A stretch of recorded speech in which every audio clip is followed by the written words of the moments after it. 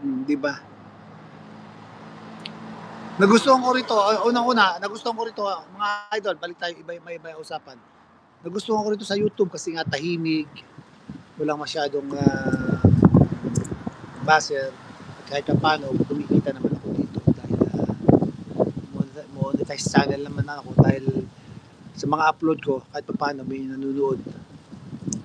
Hindi katulad sa TikTok, daming pasaway talaga diyan, totoo lang. Kaya siguro matatagalan na muna ako bago ko mag-TikTok dahil alis muna tayo diyan. Alis muna tayo diyan sa, 'di ba? Kayo bilang Pilipino, bilang manonood, ano masasabi niyo kay BP Sara? Ano masasabi niyo kay, komento po kayo, ano masasabi niyo kay BP Sara? Iwasan lang po natin magsalita ng hindi maganda kasi baka maano yung channel ninyo. Ano lang po tayo dito, respetuhan po tayo, respetuhan.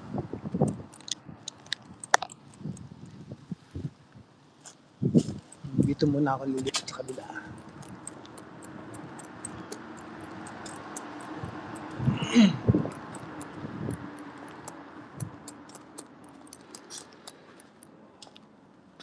Ano bro? Yeah. Bakang naman.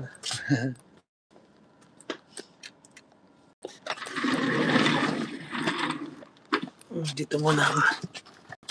Ang init, ang lamig dun eh. Di ba? Yes po, solid Duterte. No, hindi naman dahil sa Duterte. Kasi sa akin lang naman, nakita ko kasi yung pagbabago nung panahon ng ating dating Pangulong Rodrigo Roa Duterte. Tapos, may isa pa, BP Sara is the honest and truly care about the people. Wow naman. Inang kaya yung sinasabi ng yung mga akbayan party list na yan, Sardinia, nasigaw ng taong bayan. Iilan lang sila eh. Tapos ang bukang bibig nila, taong bayan. Taong bayan, puro taong bayan. Hindi ka panipaniwala. Iilan lang sila. Iilan lang silang ayaw kay BP Sara. Pero pinapalabas nilang milyon-milyon sila. Namura nga siya nung may nag-arali doon. Nag-arali siya, may sigaw-sigaw siya. Di ba namura nga siya ng taong bayan? Tapos kiniklaim nila na sila ang pag-asa ng taong bayan. Nagkakamali kayo. Nagkakamali sila. Para sa akin, on my opinion, Duterte lang. Duterte, si Sara Duterte lang.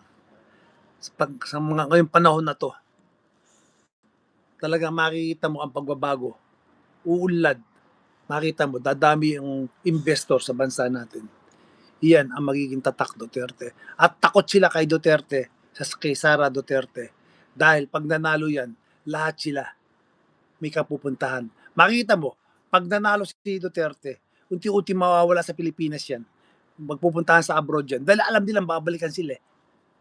Totoo lang.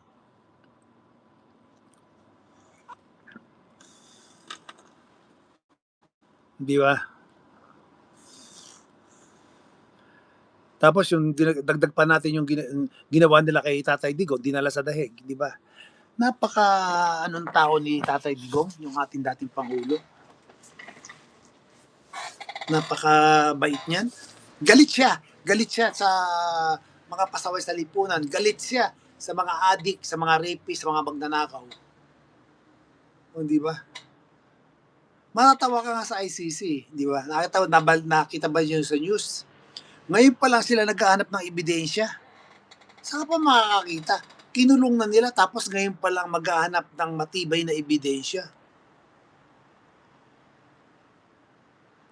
Wala naman talagang inano si Duterte.